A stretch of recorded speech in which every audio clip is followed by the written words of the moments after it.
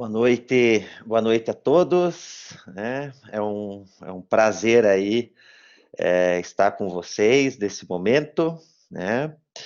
É, tivemos já um encontro da Liga Acadêmica no ano passado e, e aí esse que foi onde começou, né? Na realidade, onde começou, não, onde foi dado um marco inicial, mas ela já havia, conforme a gente comentou ontem, né, sendo desenvolvida aí ao longo de um tempo com as monitorias, com os grupos de estudo, enfim.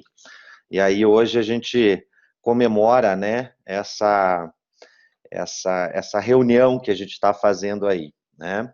E é com muito orgulho que eu passei o olho nos participantes ali, identifiquei muitos nomes conhecidos, né, ex-estudantes, ex-alunos, profissionais, alguns profissionais, os estudantes de primeiro, né, de terceiro período, de quinto período, enfim.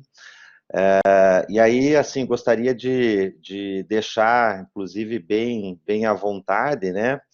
Eu sei que o ritmo está sendo um pouquinho diferente, mas se anotarem aí as perguntas, a gente fica o tempo que for necessário aí para responder, tá? Eu gostaria também de agradecer a coordenação aí, então, no nome do professor Dr. Leandro Zencaran, né, e a Liga pela mobilização e empenho dos estudantes, né? Um agradecimento especial aos professores que estão presentes aí, que eu observei também, professor Jorge Tamaki, professora Ana Paula e professora Lara, né, que eu acabei olhando ali na lista, né? E realmente é um prazer conversar, bater um papo aí sobre as questões de lesões articulares aí, implicações osteomioarticulares, né? Então a gente vai acabar tratando então de um tema que ele é super atual, né? É um tema super em alta no momento, né? Mas que os conceitos, né, e eles foram vinculados e foram estabelecidos há muitas décadas passadas, né? E, e esses conceitos, né, são os conceitos que na realidade fundamentam as evidências científicas que a gente tem hoje. Né? Então eu procurei fazer uma compilação de alguns períodos, né? Então eu peguei especificamente 2 slides, né, que foram retirados, um do terceiro e um do sétimo período, do jeitinho que ele fica normalmente na aula, né, pelo menos na aula do última vez que eu ministrei o terceiro período agora e o sétimo, justamente para fazer essa ligação.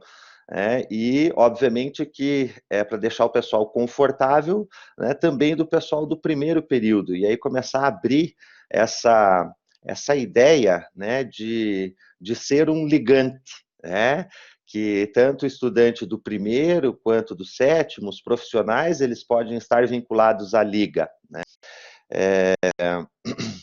Então, a minha formação, ela foi muito na PUC, né?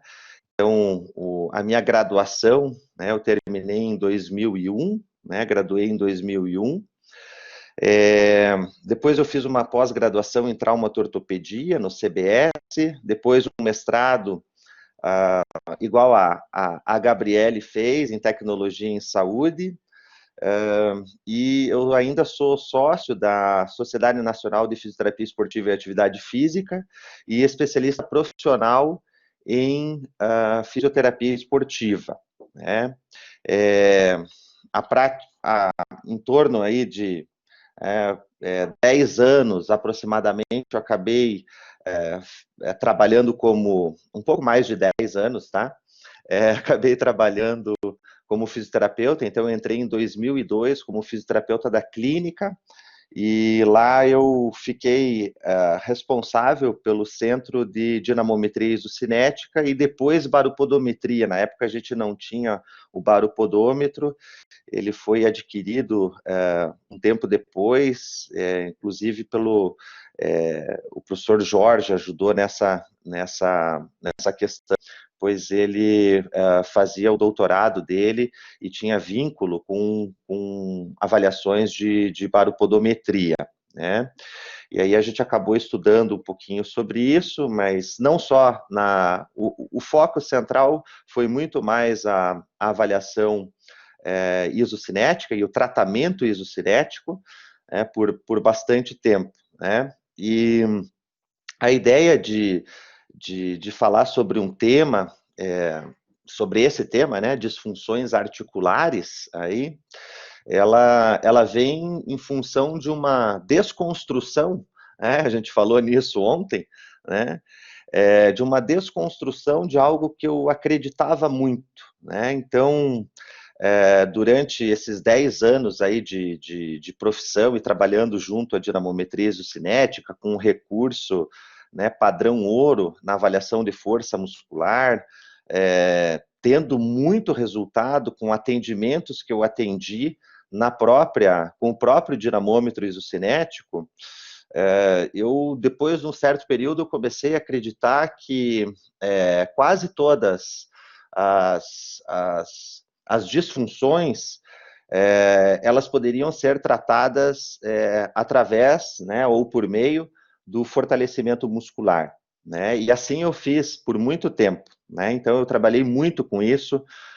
Tinha déficit, a gente localizava o déficit, fazia um trabalho de periodização em cima da necessidade daquele paciente, enfim, planejava todo um treinamento, entre aspas, em termos de fortalecimento muscular, e a gente tinha muito resultado, né?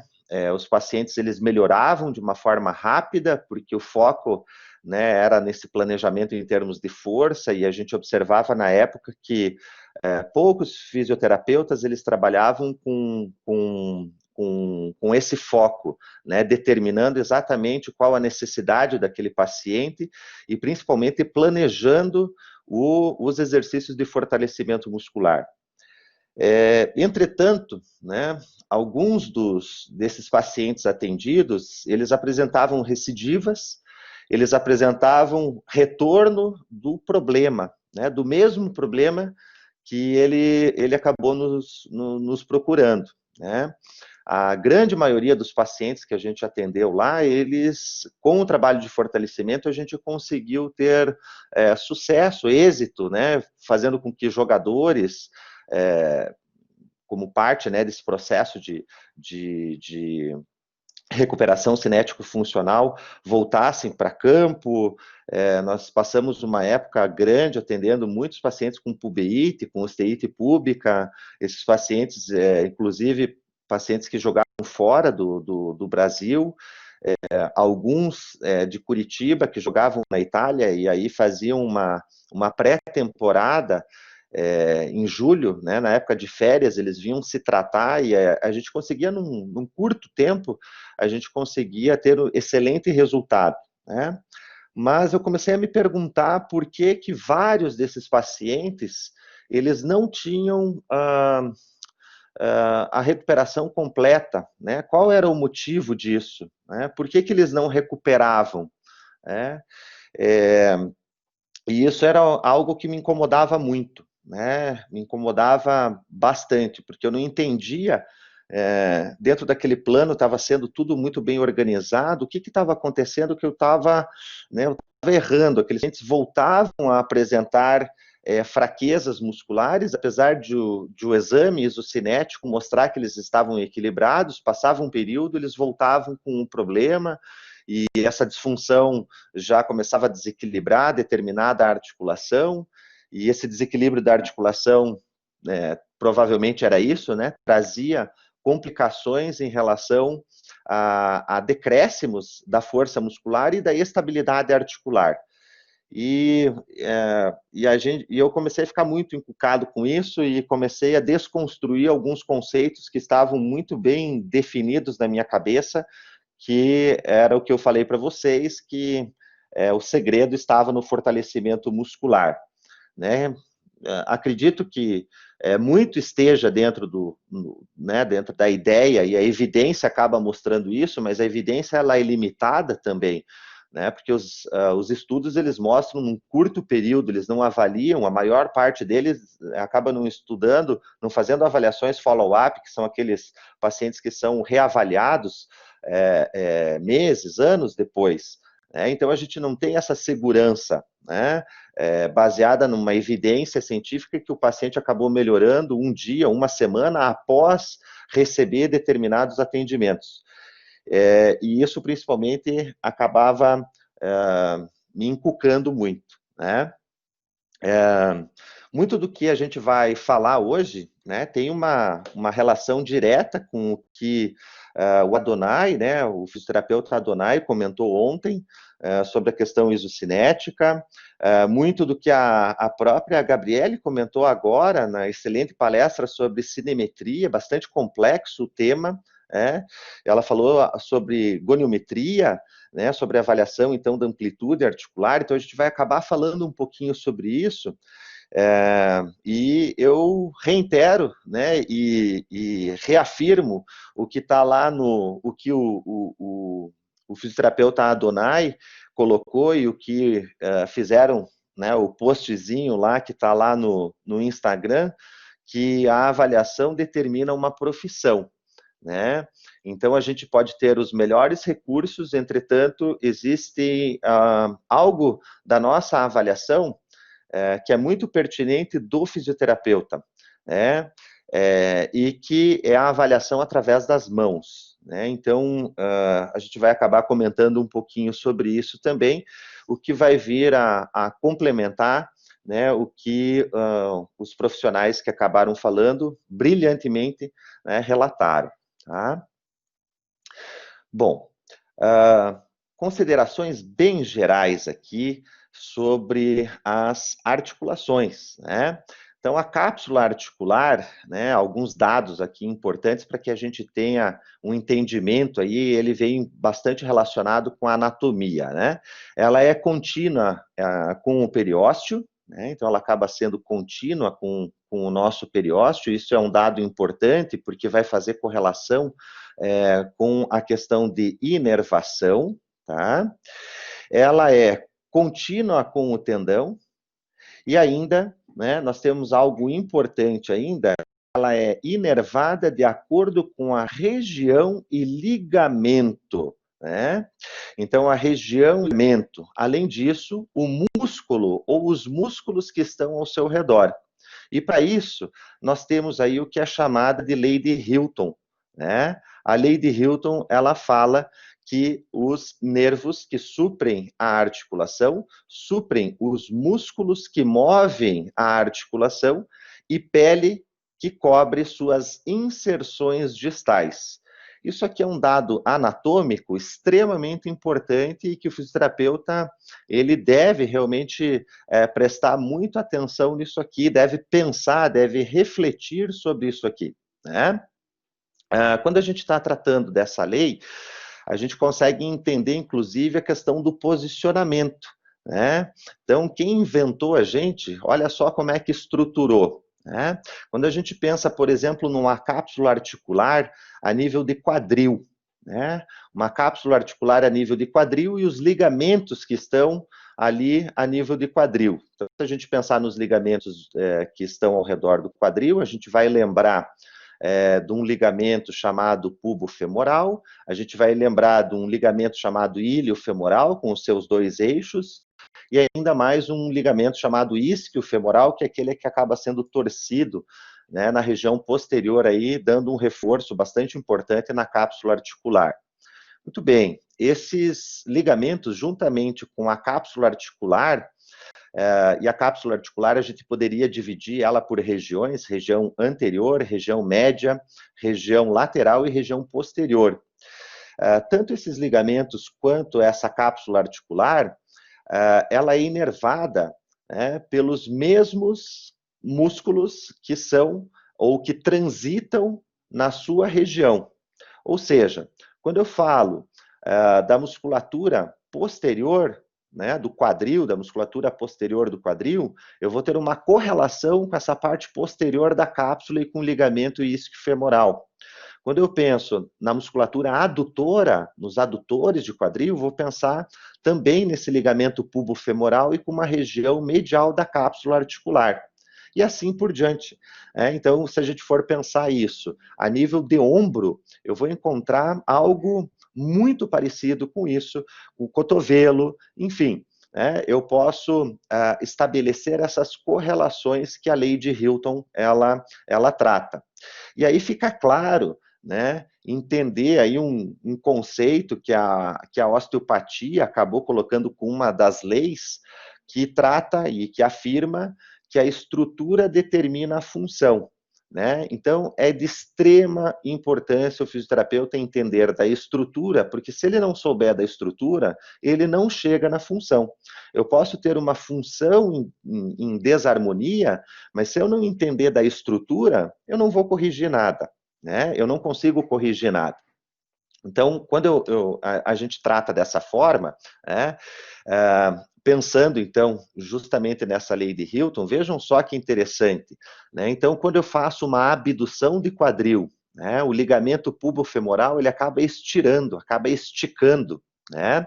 No momento que ele estica, nós encontramos ali mecanoceptores, né, que são os próprios septores que estão na cápsula articular, na região medial, bem como, né, o ligamento pubofemoral que detém esses receptores, que alertam do seu posicionamento, né, se ele está esticado, principalmente se ele está esticado, né, são receptores de estiramento, né, eles percebem a questão do posicionamento articular. E assim que esse receptor ele é estimulado, ele encaminha uma informação para a medula. Nesse momento que ele recebe, que a medula recebe essa informação ela vai ser somada à informação do estiramento do músculo, que é dada pelo fuso neuromuscular.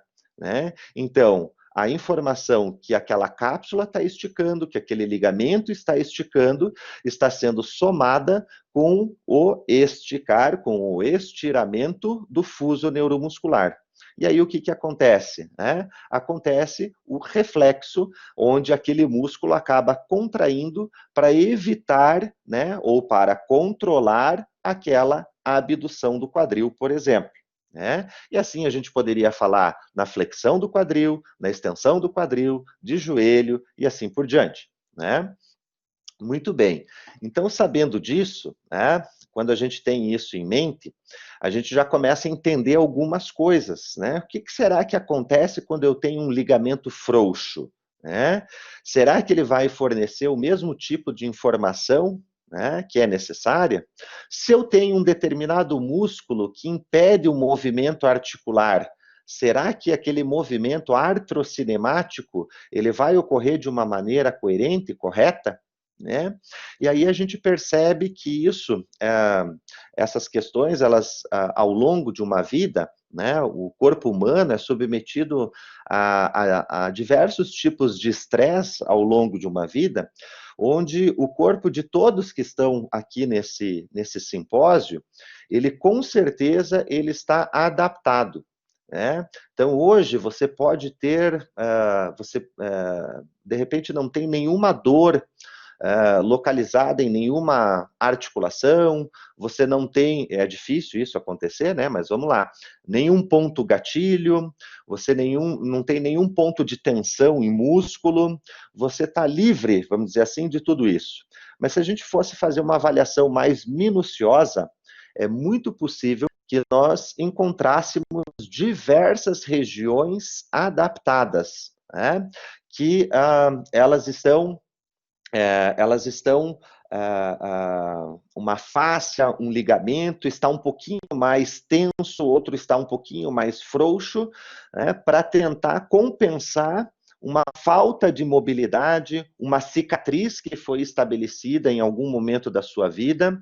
Essas fáscias, esses tecidos, eles começam, um puxa um pouquinho para cá, o outro solta um pouquinho para lá, e aí a gente tem uma adaptação, né? E essa adaptação ela pode ser tolerável, né? E o nosso corpo humano ele tem uma capacidade em termos de tolerância, de certa forma, grande, né?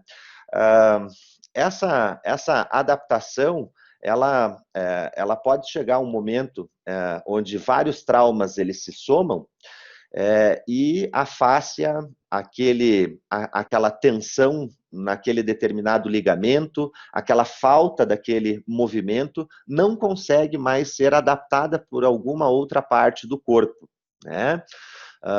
Então, a gente sabe que existe uma aderência em termos de movimentos articulares quando a gente pensa numa abdução de ombro, né? Então, quando eu realizo uma abdução de ombro, eu tenho movimentos que ocorrem na externo-clavicular, na crônio-clavicular, na gleno-humeral, né? E eu tenho movimento ainda lá no finalzinho da amplitude, né? Eu vou ter um movimento ainda bastante importante a nível, quando esse movimento é unilateral, eu vou ter ainda um movimento ainda das minhas vértebras torácicas, né? Então, tudo isso acaba se adaptando para que eu tenha o todo.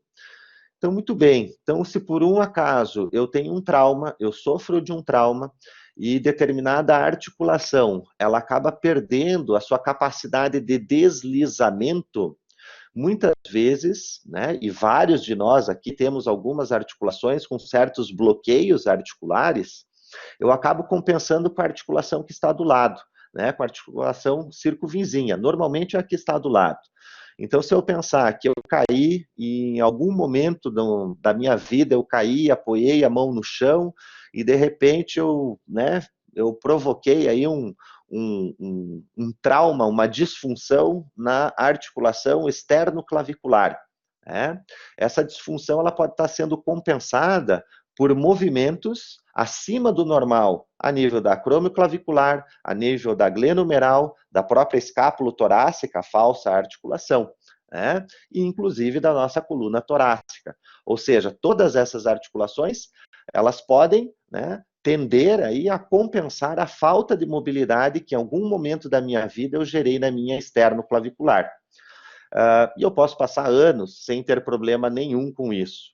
Mas talvez, por uma exigência maior, em um determinado período da vida, resolvi pintar a casa, resolvi lavar o carro, agora não pode, né? A gente está economizando água aí, mas resolvi fazer alguma atividade um pouco mais intensa.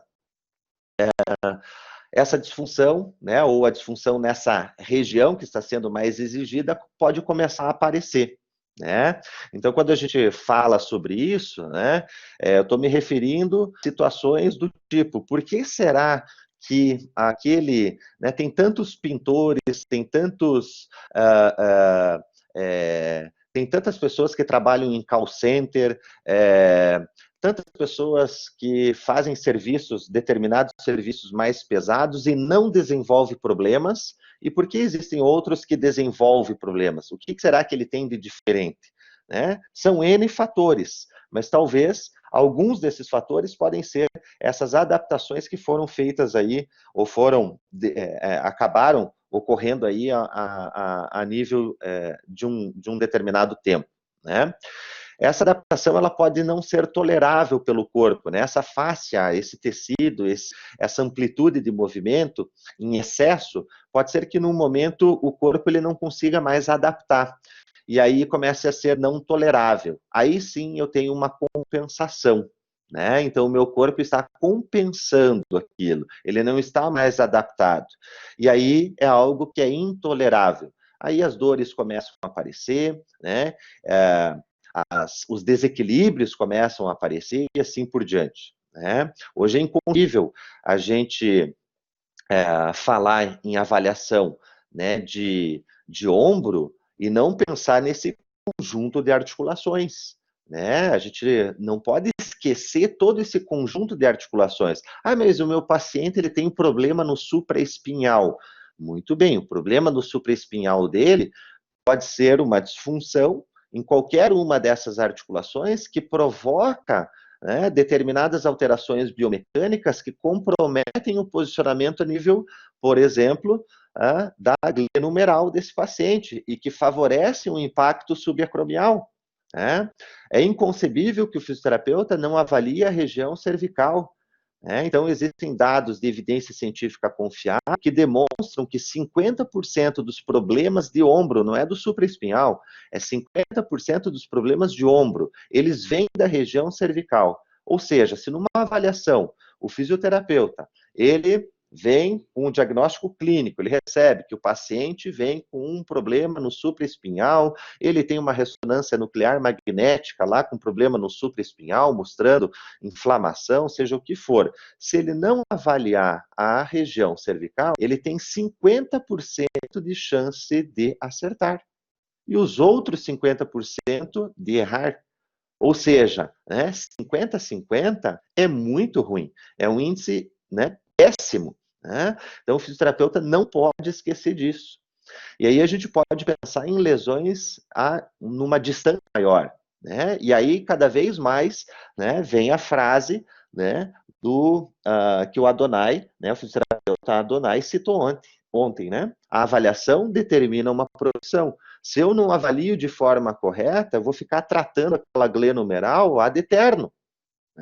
Então, eu preciso fazer essa avaliação mais completa. Nem sempre eu vou fazer essa avaliação no primeiro encontro. Eu vou iniciar um tratamento e vou começar durante esse tratamento, sempre estar avaliando. Eu escutei, eu não vou saber a fonte agora, mas isso me marcou bastante também, que 70% do tratamento do fisioterapeuta está na avaliação.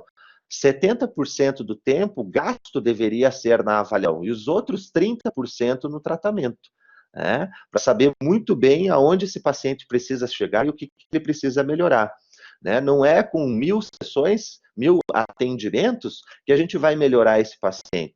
Então, eu preciso avaliar muito bem para atender ele de uma forma muito mais precisa. Tá? Muito bem. Sabemos também aqui que nós temos duas, a nossa estabilidade, então ela é tanto estática, e a estática ela é determinada por ligamentos e cápsula, e que se eu posso perder essa minha estabilidade quando eu tenho uma cápsula articular aqui frouxa, um ligamento frouxo, um ligamento que foi estirado, muitas vezes, com o tempo ele pode se tornar frouxo, e não estabilizar mais aquela articulação. E ainda, haver ainda a alteração da pressão negativa, Então, aqui tem uma discussão bastante grande e interessante em relação às próteses, as cirurgias, então, que utilizam-se de próteses, e a ausência dessa pressão negativa, que ela é tão importante para estabilizar qualquer articulação do tipo de artrose do corpo humano. E nós temos ainda a estabilidade dinâmica, que essa estabilidade dinâmica ela vai ser alterada aí por redução da força e desequilíbrio muscular. Então, tanto o fator da estabilidade estática e da dinâmica, eles vão comprometer vão comprometer a estabilidade, vão reduzir a estabilidade. Muito bem. Olha só, isso aqui é um slide que eu uso no 7º período e ele vem com dados isocinéticos, e que a gente acaba usando bastante isso aqui. Então, aqui está falando que o Adonai, o fisioterapeuta Adonai comentou ontem, falando então sobre a assimetria de segmentos, desequilíbrios que podem ocorrer em termos de força, de agonista, antagonista, e que quando esse desequilíbrio é mais que 10%, existe um risco de lesão de 3 a 20 vezes maior do que quando equilibrado. Enfim, nós temos N dados. Mas isso aqui é uma avaliação de um recurso, que é o melhor recurso para avaliação de força muscular, mas conforme ele mesmo citou ontem, é necessário fazer correlação com outros testes, são palavras que ele usou ontem, é necessário fazer correlação com outros testes. Ele acabou citando o HOP test e outros testes físicos, né? Hoje a Gabriele citou a cinemetria e acabou falando, inclusive, de outros métodos para avaliação, inclusive, da amplitude articular. Tanto numa avaliação da amplitude articular, quanto numa avaliação de força muscular, é necessário que eu entenda que aquela articulação, que aquele segmento esteja íntegro, tenha estrutura normal. Eu preciso, numa avaliação com uma goniometria, e através da goniometria eu acabo avaliando o movimento ósteo-cinemático. É claro que o artrocinemático está embutido, né? Os movimentos de deslizamento, rolamento, translação, eles estão embutidos nesse movimento amplo, nesse conjunto do movimento. Entretanto, eu não posso pensar que numa flexão de ombro, né, aquele paciente ele não tem uma flexão de ombro, porque ele, de repente, somente tem um problema a nível geral, amplo, osteocinemático. Aqui está faltando força, eu tenho que entender qual é a biomecânica do movimento da flexão do ombro, para entender os músculos que ali agem, e ainda entender os movimentos que ocorrem dentro da articulação e que formam esse conjunto. Quando eu faço uma avaliação de força muscular, e a avaliação através da avaliação isocinética é excelente, né? É ótima, né?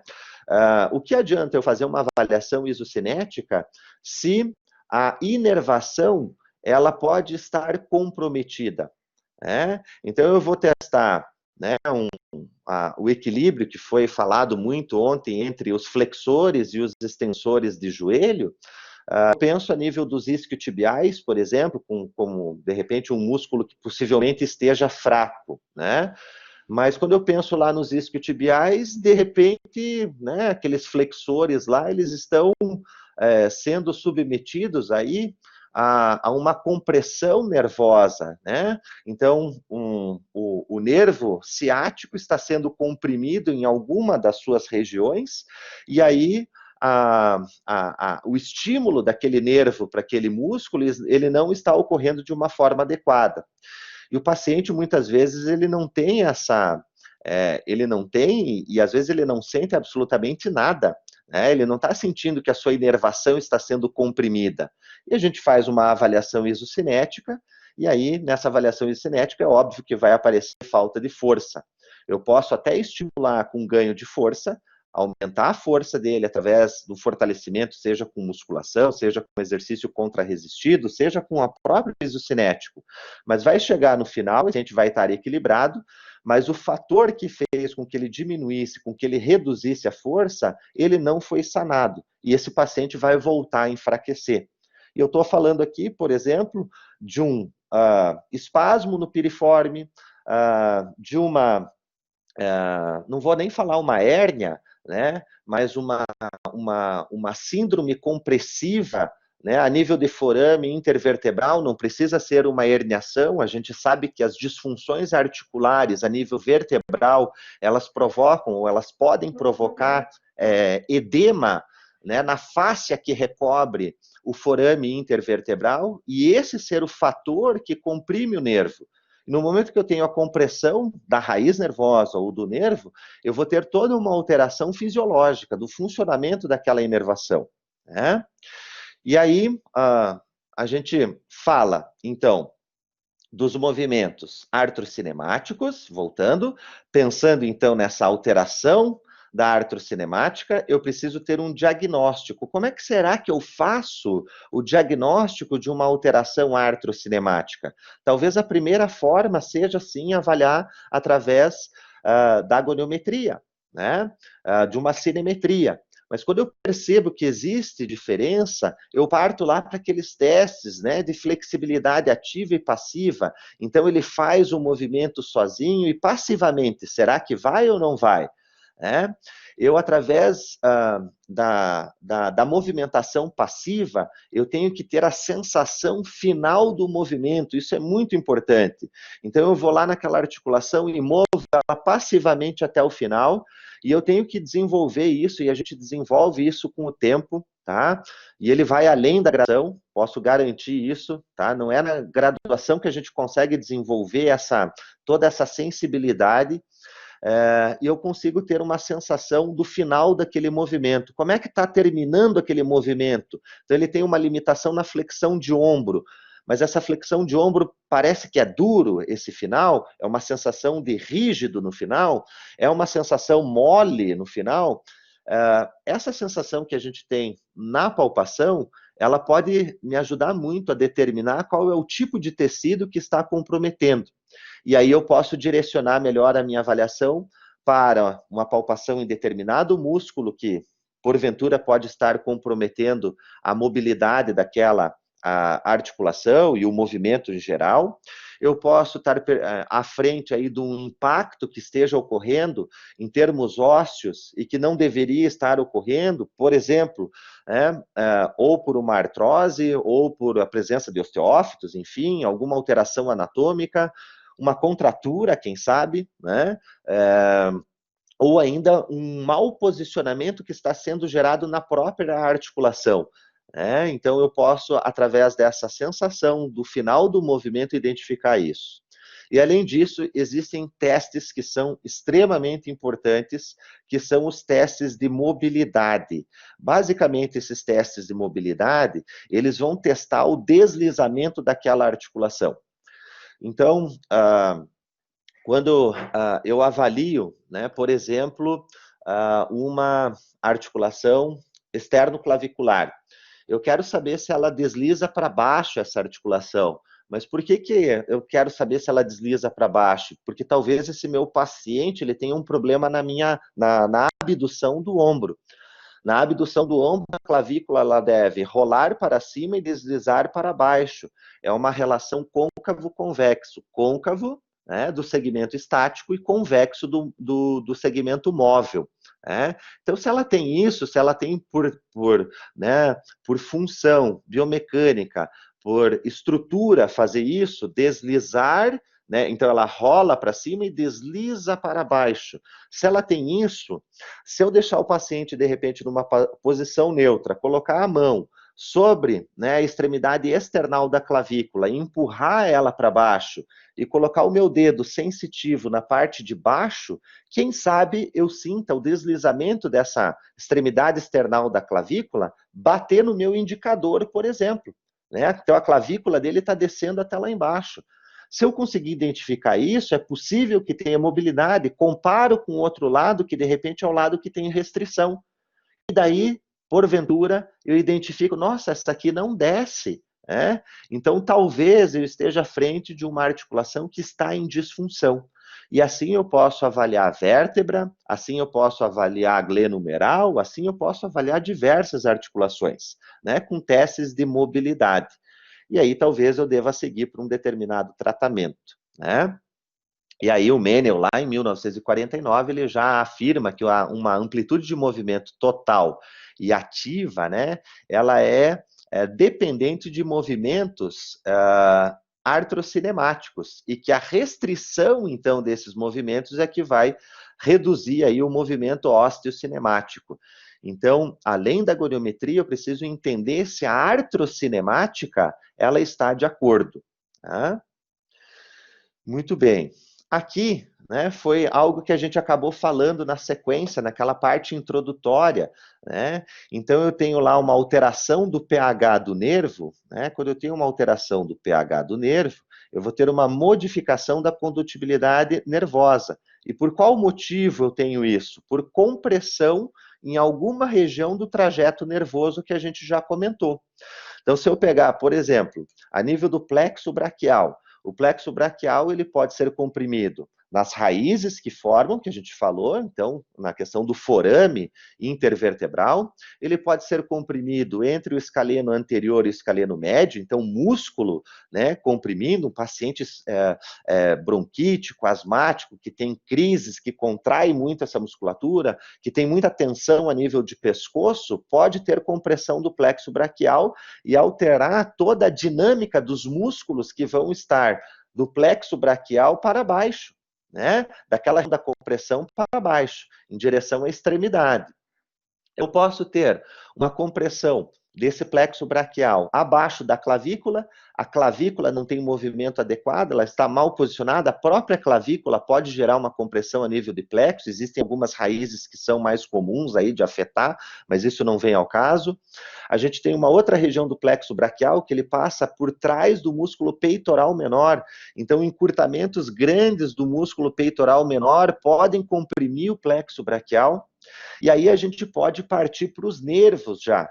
Então, se eu pensar a nível somente do nervo mediano, na região anterior do cotovelo, eu posso ter a compressão do nervo mediano por tensão, por aumento da tensão do músculo pronador redondo. Então, o músculo pronador redondo ele fica por cima, né, do nervo mediano. Ou ainda eu posso ter a famosa síndrome do túnel do carpo, né? Então, vejam, nem sempre aquele paciente que tem amortecimento na mão vai ser um paciente que vai ter uma síndrome do túnel do carpo. Em qualquer região do trajeto que compõe esse plexo braquial e que o nervo mediano está embutido, eu posso ter um enfraquecimento, uma falta de sensação, né? Como a gente coloca aqui, os distúrbios sensitivos. Então, esse paciente, num primeiro estágio, ele pode ter a questão da dor, essa dor, né, num segundo estágio já muda, ele vem por uma sensação de falta de sensibilidade, até chegar uma ausência de sensibilidade. Os distúrbios motores, eles começam normalmente com hipertonia, um músculo que acaba reagindo com uma tensão maior porque aquele nervo está sendo comprimido. Depois segue por uma hipotonia muscular, lembrem aqui, veja, a gente não está falando em uma lesão central, tá? Isso é uma lesão, é uma disfunção periférica que altera a regulação em termos de tônus do próprio músculo, mas essa regulação vem através de um nível reflexo, né? E ainda é óbvio que vão ter déficit de força até a paralisia daquele segmento. Né? Então vejam a sequência que eu posso ter. E se eu tenho uma alteração mecânica, olha só, essa alteração mecânica ela pode alterar o posicionamento de determinado músculo. Essa alteração de determinado músculo pode gerar uma tensão maior nele e provocar uma alteração neurológica, por exemplo, o músculo pronador redondo aí comprimindo o nervo mediano por algum motivo, né? E eu posso ter um músculo mais tenso por uma determinada tensão, por um determinado ponto gatilho, fazendo uma alteração mecânica na articulação, provocando um mau posicionamento. E aí, se aquele mau posicionamento ele existe, eu posso ter um comprometimento que vem aqui para baixo, neurológico, e assim por diante. Né? Então, eu tenho que avaliar todo esse complexo para não dar tiro no escuro. O meu paciente tem uma fraqueza muscular, vou fortalecer o músculo. Não, não é só isso. Eu tenho que avaliar o conjunto de situações e talvez o grande desafio seja descobrir a causa do problema. Ok? Aqui, né, nós temos uma situação aqui que pode levar a duas situações diferentes e são todas por adaptação mecânica, neurológica ou articular. Então, vejam lá, né? Um paciente aí, atleta de handebol, relata entorse de tornozelo em inversão há 5 meses atrás. Eu percebo que esse entorse, né, de inversão teve um mecanismo de plantiflexão envolvido, pelo que ele me relata, e aí fica claro que o ligamento talofibular anterior, ele é o ligamento envolvido. Faço a palpação, identifico até que ele possa ter dor, enfim, e aí eu percebo, através dos testes de mobilidade articular, que ele tem um posicionamento alterado a nível de tornozelo, né? E isso me faz pensar, né? Quando eu falo tornozelo, eu estou falando na relação do talos com a tíbia. E aí isso me faz pensar que ele tem um ligamento talofibular anterior frouxo. Quando acontece isso, vai alterar o posicionamento do talos. Esse posicionamento do talos, ele vai obrigar, em cadeia cinemática fechada, a fazer com que a tíbia adquira uma rotação externa. Essa rotação externa da tíbia, ela provoca, a nível de joelho, um genovalgo. Genovalgo né? É uma consequência isso da adaptação, e por enquanto, né, a lesão está aqui embaixo, né? Mas é uma adaptação que a gente está seguindo. Então, esse genovalgo, né, esse valgo de joelho, traz uma rotação interna de quadril. Quando eu entro nessa rotação interna de quadril, eu posso ter, para adaptar toda essa situação, uma anteversão da hemipelve, ou seja, um ilíaco anterior, né? Então, o ilíaco que está aqui, né, nessa região, deixa eu mudar a cor aqui, nessa região aqui, né, o ilíaco, ele vai para frente, como se tivesse uma anteversão, né, ele vem para frente. E olha só que coisa interessante, né? Quando a gente segue esse raciocínio, a gente observa alguns ligamentos, né, que são muito potentes, ligamentos que a gente encontra nessa região que liga, né, que ligam. Então, a vértebra L5, L4 a L5 normalmente, ao ilíaco, né? Que são os ligamentos, ou que é o ligamento iliolombar, né? E esse ligamento iliolombar, ele acaba recebendo tensões, inclusive, de acordo com o posicionamento do ilíaco. Se o ilíaco estiver anterior, esses ligamentos que estão aqui, esses dois ligamentos que estão aqui, eles vão ser esticados, né, no sentido para frente, vão ser puxados para frente. E percebam aqui na imagem que eles estão fixos às vértebras L5 e L4. Se esse ligamento está indo lá para frente, mecanicamente, ele acaba puxando a vértebra, ou seja, acaba rodando essa vértebra, né, para a direita. Tá? Roda ela para a direita, porque o ilíaco está indo para frente, o ligamento puxa e a vértebra roda para o lado direito, ok? No momento que tem essa rotação à direita, o que acontece aí? Nós vamos ter, né, o que é chamado de uma escoliose funcional a nível lombar, né, lombar baixa. E aí a gente pode seguir numa adaptação, né, que se eu tenho essa rotação dessas vértebras aí mais inferiores, esse ilíaco anterior, eu posso ter uma disfunção em cadeia, essa disfunção em cadeia pode chegar até a nível da articulação temporomandibular, simplesmente pela sequência de tecidos que estão envolvidos, né? Aqui do ladinho a gente coloca se fosse o ligamento fíbulo-talar, né? Ou talo-fibular, tanto faz, né? Então, se esse ligamento ele fosse o ligamento comprometido nesse entorse, né, eu teria um maléolo lateral anterior, eu conseguiria perceber isso através da minha avaliação de mobilidade que a gente falou agora há pouco, né, esse maléolo localizado mais anteriormente. Toda vez que esse maléolo ele vai para anterior, a fíbula ela é obrigada a descer, ela vem para baixo. E se a gente lembrar lá da anatomia, a gente vai lembrar que quem insere na cabeça da fíbula é o músculo bíceps femoral. Se o músculo bíceps femoral é inserido na cabeça da fíbula, ele vai ser puxado para baixo, vai ser tensionado para baixo. Nesse momento que ele é tensionado para baixo, o que acontece? Como resposta mecânica, num nível mais proximal, o isquio vai ser puxado para baixo, e aí eu vou ter, né, um ilíaco posterior, vai para trás.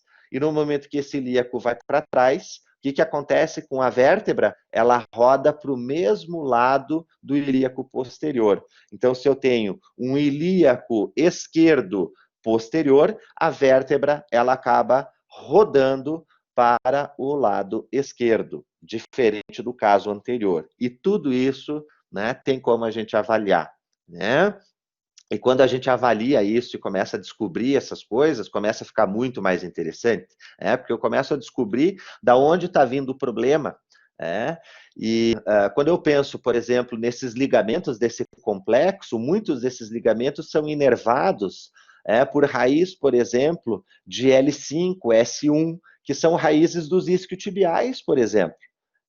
Aí o isquiotibial está mais tenso, está mais fraco, pode ser, né, por excesso de tensão ou pode ser por falta de tensão desses ligamentos aí. E aí você tem uma resposta a nível muscular não coerente. E aí a pergunta, né? Adianta fortalecer o músculo? Né? Se eu não avalio isso, né? Se eu não percebo isso, de novo, a avaliação determina uma profissão. Vou guardar essa mensagem aqui, né, do Dr. Adonai. Gostei dela, né? Muito bom. Legal. Aqui, eu coloquei esse slide aqui para mostrar, principalmente nessa imagem da direita, são os pontos de correlação facial, tá? Então, isso aqui a gente encontra facilmente na internet, se a gente partir para alguns livros, do Busquet, o próprio Suchard, cadeias musculares em geral, eles trazem esses pontos de interseção de fáscias, de ligação de fáscias.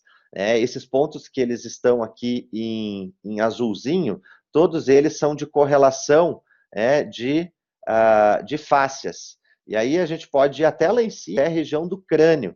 Né? E aí existem estudos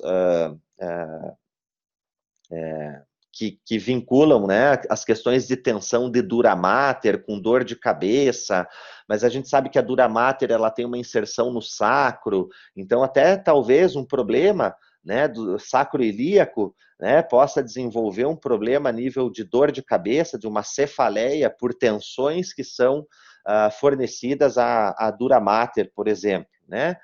Disfunções respiratórias, alteração no padrão respiratório, às vezes a gente percebe no paciente, né, um diafragma de um paciente parece estar trabalhando de uma forma um pouco diferente, a expansibilidade de uma caixa torácica está diferente de um lado do outro, por que será?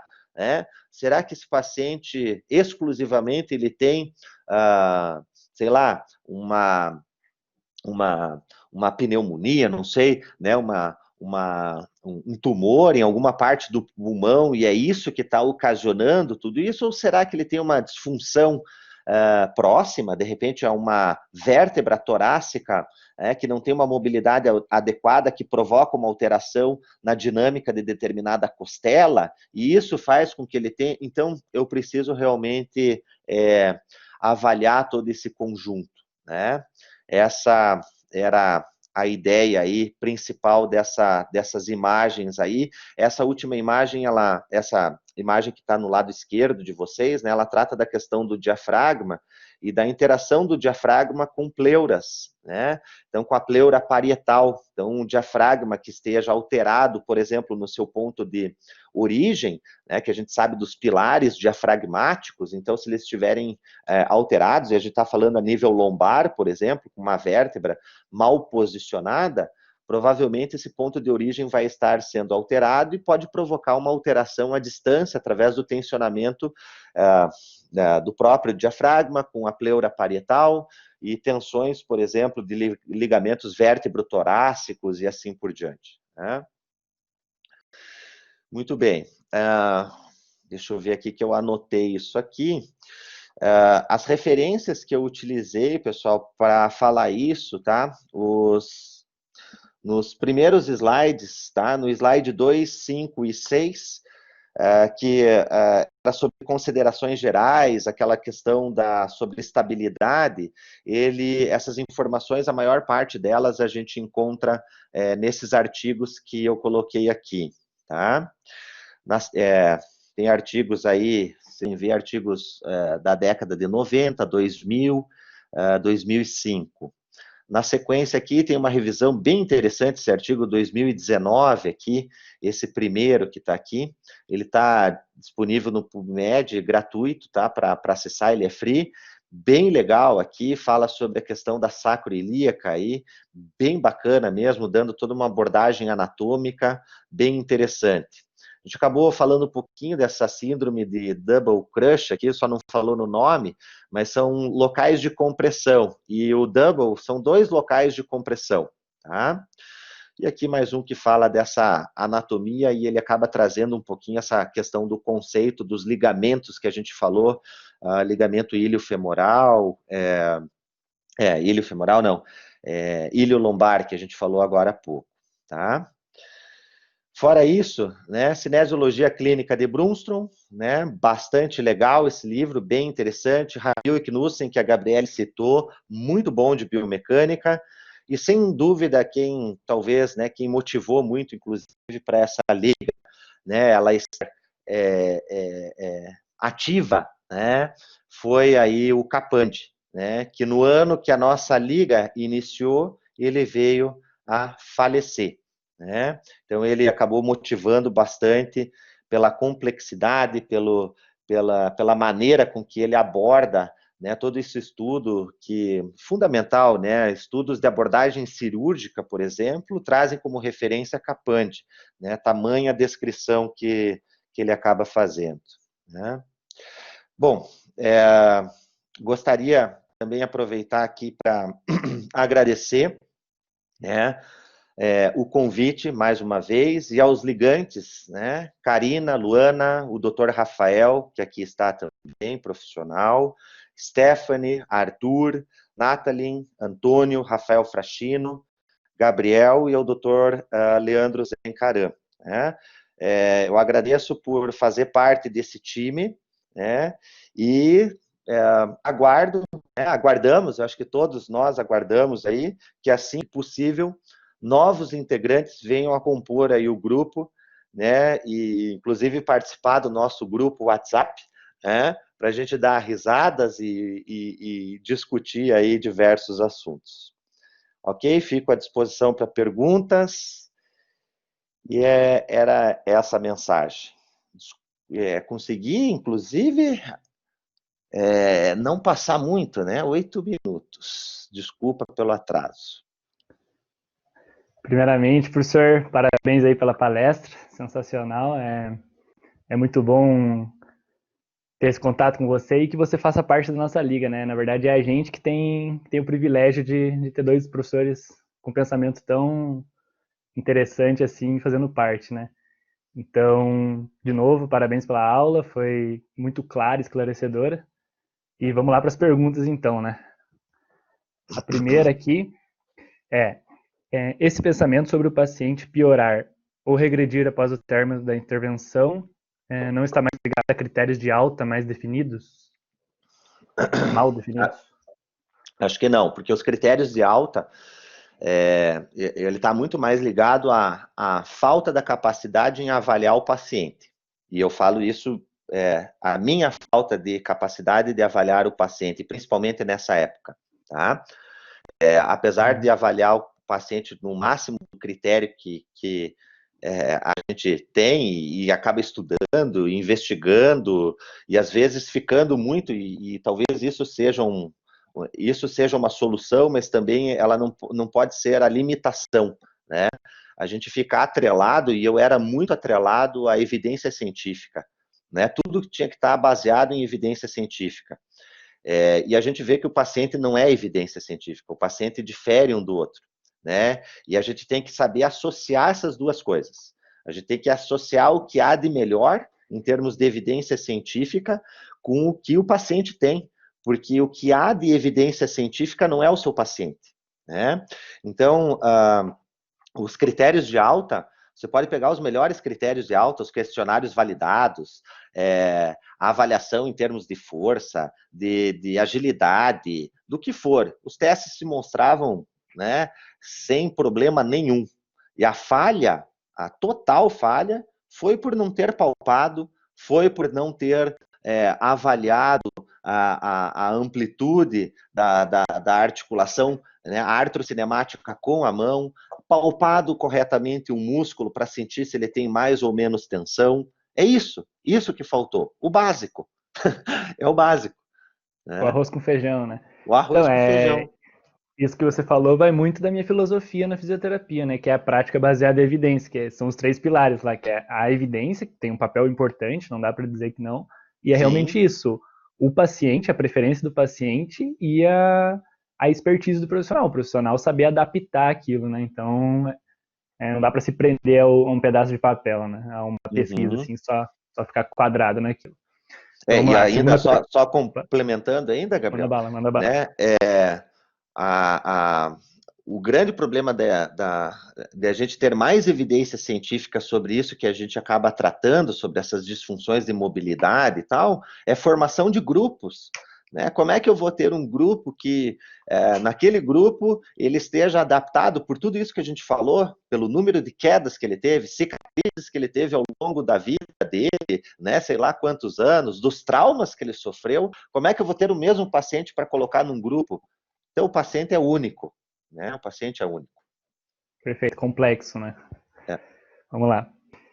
Então, isso até liga um pouco à segunda pergunta aqui, ó, que é um pensamento probabilístico fundamentado não é mais viável na fisioterapia do que um pensamento determinístico, que muitas vezes se baseia no empirismo? Eu não sei o que eu acabei falando de empirismo. Eu não sei se foi Boa essa a pergunta. ideia da pergunta, porque Então, eu acredito.